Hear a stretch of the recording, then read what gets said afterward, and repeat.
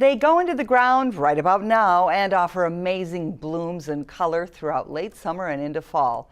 It's all about dahlias coming up on this edition of Great Gardening, straight ahead. It really is a special environment. I love the organization of the petals. It's a campanula conglomerata. Hummingbirds will go there, the bees are all over the place. Urban gardening is a wonderful thing.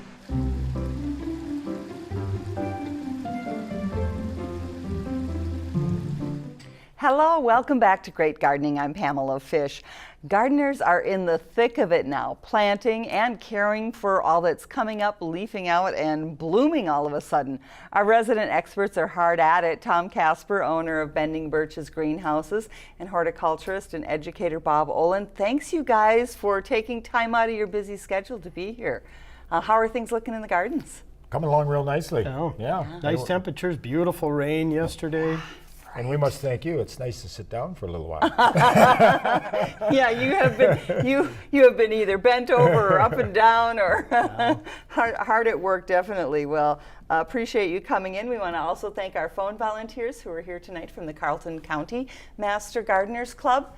Now, if you're not familiar with how our show works, you call the numbers on your screen. We have a local number and a toll-free number, or you can email askgardening@wdsc.org, and our volunteers will get those questions to Bob and Tom for an immediate response. Now, how great is that, right? We're immediate. We'll try it. Right or wrong, we're immediate. Well, we have some signs of the season from photographer Ted Pellman, and there's a shot of Mountain Ash, yes, and the lilacs, of course, are all in bloom right now, and they are so lovely and fragrant. Tulips out there that Ted found, and as well some bleeding heart. Yeah, nice stuff. So everything's popping out. Yes, Lots of nice color. Yep. Mm-hmm. Fun stuff. And you know, it moves so fast now. That's the thing. You wait 7 months for this, and then it's over in a few days. So. I move slower, it moves faster. It moves faster. Is that what's going on? Yeah, that's what's going on, Bob. How does that work? I'm going to start you guys out with some questions right away. We have a stack of them here, and one of them is from Lois and Proctor, and she's saying that her cedar trees, which are in barrels, are getting really big, is wondering about the best way to transfer them into the ground. Well, I think, again, the earlier you can do that in the season, it's just, you know, end of May, early June, I think it would be fine now. Just be a little careful how she buries it. Never goes any deeper than what it's been growing in the container. And then opening up a hole that is, rather than deep, you want to think shallow and broad, so these roots can expand and break those roots up. We used to slice them, you know, vertically. Now we're more inclined to just get your gloves on there and tear those roots apart. Sure. And allow them to expand into the native soils. Well, this is a very similar question from Brian in Carleton about when best time to plant pines, which you just said. He said that he planted some though last fall and they've turned brown. Oh, Yeah, depending on the type of year that we've had or the type of fall and going into the winter. Certainly, as we see the damage that occurred with this past winter that we've had and seeing the ongoing damage, it's going to go down. As far as gardeners, I think are concerned, as one of the more damaging winters that we've seen. So if he transplanted them and it was too late, didn't have time to establish, they desiccated or dried out in this kind of winter we had with cold and time for plants not to harden off. Not surprised that he lost those. Yeah. Here's another one, and I've been hearing a lot about it too. And from Carleton, a lot of winter kill. Several of my shrubs aren't doing well. Can I do anything to help them survive? Well, you know, definitely. You know, it depends on where the winter kill might have come from. If they're green, and we've seen a lot of this, both Tom and I have, on woody perennial material. If it's green, I would be very careful about pruning things back. Leave as much green tissue as you can because you want the plant to get reestablished. If the limbs are brittle, you can certainly prune some of those out. But I would probably, I wouldn't stay away from fertility. This is the right time for a little bit of fertilizer, but I would probably take a water soluble. I'd mix it half strength instead of a tablespoon to a gallon of water, as they like you to use. Cut it to a half a tablespoon. And we're not in the business of promoting fertility, but right now they need a little help, but not too much. Okay. All right. Well, good luck with those. Mary from Cloquet is wondering about keeping grass from growing into the lilacs, the roses, and the other shrubs. And we've gotten that question certainly over the Yeah. course of the last 16 years on the show. We like it, though. Yeah, we like it. Couple things you can do, but probably the best thing to do is to go in and remove it by hand, if at all possible. Try to get as much of it out as you can, and then to create some kind of barrier or something that restricts that grass from growing in. And we've talked about that needs to be at least 6 to 8 inches deep, and really to keep those roots from going underneath and penetrating back. So a couple of things, getting them out first, getting it cleaned up, and then creating a barrier that restricts it. So Sure. Good advice. All right, Susan from Duluth says, my onions did not grow very big last year. What might you suggest that I could do differently to help them grow bigger? Okay, onions are very slow to grow. It would depend on what our source was of the plants. A little late now, but the sooner you can get them in, May 1, certainly they'll tolerate temperatures down to about 20 degrees, so we're not worried about frost. Phosphorus and potassium, make sure those are available, and then just plenty of time. Make sure, even though they grow slowly, that they get a nice steady feed of water, and that you keep them as weed-free as possible. They're non-aggressive, they don't compete very readily. But if a quality plant put in, even under July 1st, will do very well if you've got all the conditions right and there's no competition for them. Okay. Tammy from Mattawa wants to know, how do I get my tulips to come up year after year? plant new ones every fall. There we go. And certainly hearing from a lot of folks who also, as we've are talking about winter kill and the damages that we're seeing from this winter of little snow and extremes, a lot of folks lost tulips if they weren't planted deep enough, or varieties that ended up freezing out. So I suggest for folks who really want to see tulips to plant fresh ones every year, because most of them that we're growing last 2 to 3 years and then they fade out. So every year planning to plant fresh ones and to continually replenish those bulbs in the ground. So. Okay. And then if I could add just one thing, sometimes it's gray squirrels. And if you're going to plant them, then some hardware cloth on the soil above that, so the gray squirrels can't get at them. They just love that. It's a feast for them. So. Oh, they do. It's Okay. a bulb feast. All right. Yeah. Or do like moles or others get underground and eat A lot of the them, bulbs? A lot of them do a lot of the damage, of course. We don't really have moles. We have voles with a V. Voles, okay. But moles are a little farther south. They've been creeping into probably just the southern reaches of our viewing area. They are a real issue. But the voles really are generally down between the snow layer and the surface of the ground. So it's usually something in there that's digging. And chipmunks and red squirrels get a lot of the credit, but usually it's the gray squirrels that are down there Sure. and doing a lot of the damage. All right.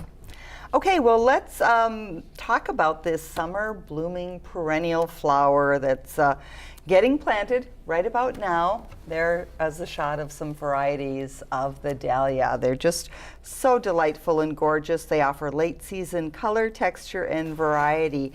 They are a fast growing flower. We plant them as tubers, and they're often used for cut flower arrangements. And they do make a gorgeous bouquet. I know a lot of people use them for weddings and such. Now we have a picture of Tom planting his dahlias this week. And how many did you get in the ground, Tom? I have about 150 planted so Wow. far, and probably going to plant some more. And I got to refer back to that last photograph. I would love to swim in dahlias. Oh, yeah. Could you just dive into that? Just saying. But yeah, they like fertile, well-drained soil. So something that, and preferably if you can get at least 8 to 10 inches of good soil for them to be planted in full sun, 6 to 8 hours they prefer. And really water as soon as you plant them, but also as sprouts emerge, they are a little bit initially susceptible to dried out conditions, so make sure that they are properly watered. And then if folks are dealing with them in windy conditions or open conditions where that wind might be a factor, you might want to think about staking them, especially the big dinner plate size and the larger head dahlias, because you can get them up to about 1 foot in size, the flowers, so very heavy on the plant. So stake them if you need to. So. And they need protection over the winter. Some people pull them out, but here's a look at Karen Sunderman's success. She said, I just left it in the pot. Yeah, that's All pretty winter long. rare. That's pretty Yeah. rare. They do really need protection. They cannot freeze or it will destroy them, so you really want them right around that 40-degree temperature throughout the winter. So you need to find a spot to store them in peat moss or some kind of Right. peat material that keeps them evenly damp but not moist, and you can really have a good return on keeping them that way, but the temperature is critical. Yeah, so. we're going to see more about that in our tour coming up. But here's a look at one that you brought for us. Yeah, that we're one's growing looking nice and healthy. Yeah, we're growing some at the greenhouse for folks who really want to get an early start on the dahlia season. So this is a variety called Lady Darlene, which is a beautiful 6-inch dahlia that's apricot in color with red around the edges of the flower petals, and just beautiful. You can see that with something like this, they're probably going to be enjoying flowers in July. And this will get about 3 to 3.5 feet tall and covered with blossoms, and will continue to bloom throughout the season as you cut those flowers Right. off. Show us some of the examples of stakes that you brought. Yeah, so we talked about staking. A couple different things you can do. You can put up hoops, especially for some of these bigger dahlias, a lot of extra support. So using the peony hoops or something like that will work very well as you're planting. And if you're dealing with smaller or individuals, you can also get stakes like this. You can just thread the stem right through. Yeah, so the stem and this will hold up each individual stem, especially those big dinner plate sizes that need something sturdy. So. Okay. Well, time now to meet a gardener whose love of dahlias has her planting more than 100 each year, and she now shares her knowledge and expertise on their care. Hi, I'm Luann Rands. We're in my home in Cotton, and welcome to my garden. We have 18 acres and we're surrounded on 3 sides by the Whiteface River. It just meanders along through the whole property, and we just feel blessed to be out here. This garden was established because we raised the casing for our well and decided to build a garden around it. I have a huge variety of hostas. I love to do pots. I think they just add so much to a porch. The cannas are in there and 4 or 5 different other varieties. Those are an angel wing begonia. I like them because they self-deadhead. The cleomes, there are a lot of those are coming up by themselves as well. And then a little later on, the mallows start showing up, and they stay blooming and healthy into November. And as you can see, the bees love them. Most of the dahlias are concentrated into this area. So we have some of the dark varieties. I love this burgundy color. It adds so much color to the garden. We have some little tiny pom-pom type in here. There are dinner plate dahlias along the bottom of the garden, and the small low ones are seed dahlias, and they bloom pretty prolifically. And this would be what we call a cactus type. The yellow ones behind are actually, they came from a seed dahlia that I bought a couple of years ago at the greenhouse. It was a little compact, beautiful little thing, and it has multiplied, and this year they decided to grow tall. I plant them as soon as the soil is warm in the spring, so usually by the last week of May or the 1st of June. They drink a lot of water. In fact, if you were to cut the stem, water would run out of it. They're hollow, so they need moisture. They also need to be able to dry out in between. They can't have wet feet. The tubers will rot. They get a good dose of fertilizer in the spring when they first come up. You're supposed to let them, once they freeze, You're supposed to leave them in the ground for 3 weeks to ripen. I dig them up, I take most of the dirt off, and I let them lay in the sun for a day to dry out a bit, and then I put them in boxes with pet shavings on them before I put them away. And I think the temperature that they are stored in makes a big difference. It needs to be under 50 degrees, but above 40. If you keep your dahlias deadheaded, they keep blooming. But if you don't pick them, then they just kind of do one bloom and they're done. I think that I probably have, I would say, about 20 varieties. And I have over 100 plants. This is my first year with that one. It's a dinner plate. It's not quite as big as it will get yet. It has the yellow stripes running through it. What makes them my favorite is that every one of them is spectacular. It doesn't matter if they're tiny, if they're the size of a quarter or they're the size of a dinner plate. Every one of them is just special.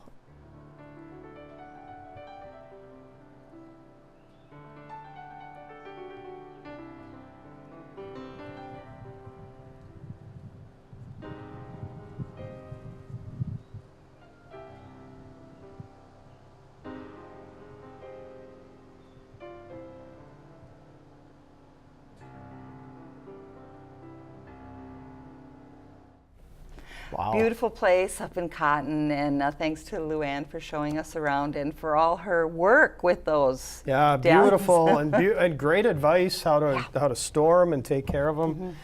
Good stuff for people who really who are frugal gardeners, who want to Yeah, buy something and use it for years and years. Right, Dahlia's exactly. a great choice for that. They are. Okay, well, we have a question with a picture here that is from, oh, she's from International Falls, and I can't think of her first name, and I can't find it written down here. But anyway, what happened was she pulled up all these weeds in her bed that she established last spring, and spent a lot of time on it. And guess what? This spring, there's even more of them. What are we looking at there? Well, that's equisetum or horsetail. It's not the first weed in the front of the picture, but it's the majority of the plot that we're really looking at. It's called, has a lot of common names, called scouring bush as well, or brush rather. And it contains silicon in the actual stem material, which makes it very resistant to many herbicides, most herbicides. And it's very primitive, and cutting it, as she discovered, or digging it, is a real challenge. I would suggest you can cover an area like this if you want to let it lay fallow with maybe something real heavy like carpet for a year. You can't let any of that green material come up. You can do everything you can to try to discourage it. Drive the pH up with some lime. You want to make it really uncomfortable for that plant to survive. Sure. And that's about all you can do. Forget about your common herbicides. It just shrugs them off. And forget about digging, I think, as she demonstrated here. It just says, oh, I enjoyed that. Give me more. You're taking cuttings, basically. That's all you got? Yeah, come on. Thanks for the nice pruning. Yeah. Okay. And good luck. Yeah, it's very difficult to It deal is with. tough. I've dealt with that myself, and you guys, of course, have, and it is a tough one. Phil from Cloquet is wondering about devices that supposedly send out vibrations underground and limit vole activity. Have you ever heard of those? I've seen those, and some of those sound devices, and I know if there's products like that out for also keeping deer out of your yard and things like that. And some folks have used them and had pretty good success with them. I think it's, I think it really depends on what folks' expectations are for something like that. Sure, worth a try maybe. Yeah. Okay. One quick tip on voles. They're a major problem. Keep that grass cut close. Put a big perimeter around your garden plots because they don't like exposure on the upper portion of the soil. They're not down in the ground. They're on the exposure, and they don't like little predator birds like bald eagles. Sure. Okay. So keep some distance there between the lawn yeah, and the garden. between that and either heavy weeds. So you want to mow it tight, mow it clean, a nice perimeter all the way around your garden. Okay, great. Joe from Moose Lake is considering growing potatoes in large plastic bins. Any recommendations for success with that? And we have seen people do that. We've seen it, and I've done it. And would you recommend it? The great tire experiment. Yes, remember that one? I do. Yeah, we had that on the air, and we were there for the unveiling, Yes, and we you were. thought there was going to be so much. And I was duly impressed by my failure in that particular event. Don't believe everything you read on the internet. Follow the research-based information on this program. Irish potatoes, which is what we're growing, really are a cool season crop. And if you heat, you can get lots of stem material out of these plastic containers.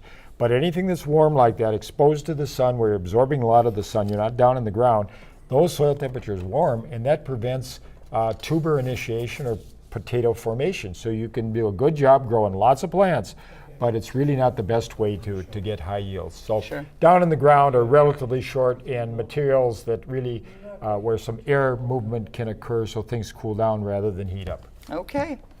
Debbie from Duluth wants to know of some deer-resistant flowers.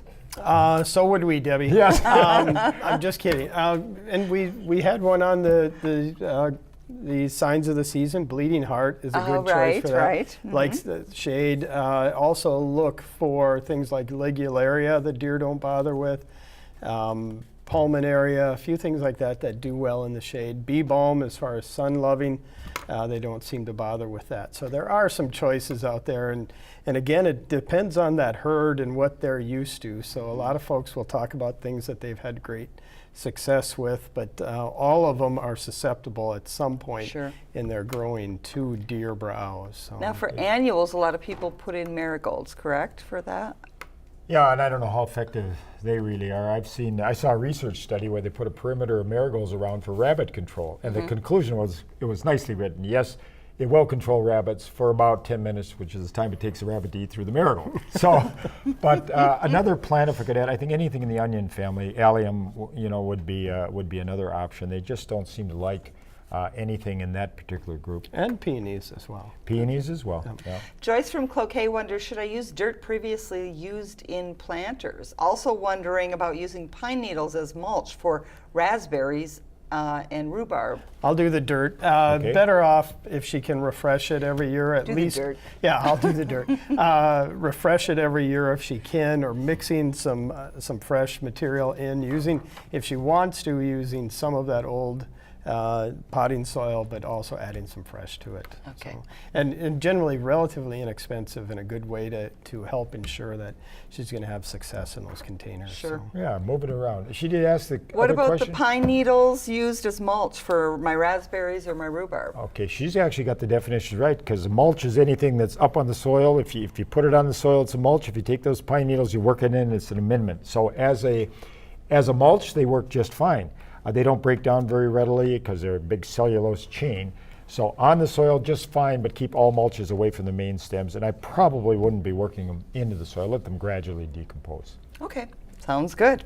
Well, now we want to visit the gardens of a couple of our viewers from across the region who shared a sampling of their plantings. Les and Julie Lepisto report that in their garden in Big Falls, the flowering trees and shrubs have been exceptional this season, including a wall of fragrant lilac blooms and these stunning bright pink blossoms. Les and Julie say the birds enjoy them almost as much as they do. And from Terry Lemaire in Renshaw, a lovely pink water lily, one of the dozens of jack-in-the-pulpit plants you'll find throughout their 20-acre property. Terry says the honeyberries have been a most delicious crop. This fun photo is one they call the Yelling Trees. And Terry says at the top of the favorite perennials list, the Asiatic lilies, which grow in so many amazing vivid colors, it's hard to pick one favorite from among them. If you have pictures of cherished plants or flowers, or some you'd like to share just for the fun of it, send them to greatgardening@wdse.org and let us show what you grow. All right, and thanks for sending those in. We love to see people's gardens and the pictures that they take of them. Time for a couple more questions. Ken from Carlton wonders, how far apart does squash need to be planted so they don't cross-pollinate? Now, it's real interesting. If you are just interested in this year's crop, you want them to cross-pollinate. if you're saving seed and an heirloom variety, then believe it or not, you've got to be maybe 50 yards away. So you really have to isolate so you don't get any stray pollen that's coming in. But it's only if you're saving seed and you want them to be true to type, the seed to be the same seed as the event. Otherwise, let them cross-pollinate. That's what you really want. Okay. It won't be expressed this year. It'll be expressed in the seed. All right. Let it happen. Ruth from Duluth, where can I buy a pin cherry tree? Anybody know where there are pin cherries around? Well, the Soil and Water Conservation District had them as part did they? of their Wind package? wind package, yeah. So she They can grow look. well here? Oh, yeah. Yeah, She okay. can look for those in the future or actually contact either Lake County Soil and Water Conservation or South St. Louis County Soil and Water Conservation. See if Okay. they have any left. One more, but you only have 15 seconds. 15 seconds. Large patch of poison ivy close to the driveway. How do I get rid of it? Ooh, be really careful if you're sensitive. Uh-huh. I'll use an herbicide as an example. Glyphosate, formerly known as Roundup, we'll take it out pretty readily. All right. Well, we want to tell folks to go to our website because they can see this episode later on. They can see all our past episodes. They can find lots of information from this program at wdse.org/gardening. So next week it's our last regular season show until the fall, but we have a 90-minute special edition of Great Gardening, and we hope everybody can join us for that. That should be a lot of fun, and we are going to definitely put you guys to the test next week, as if we don't every week. Right. We want to thank you so much for invaluable information that you provide. Want to thank our volunteers from Carleton County Master Gardeners, and of course we want to thank everyone who called in with questions, and thanks to all of you out there watching. From all of us here at Great Gardening, enjoy the garden.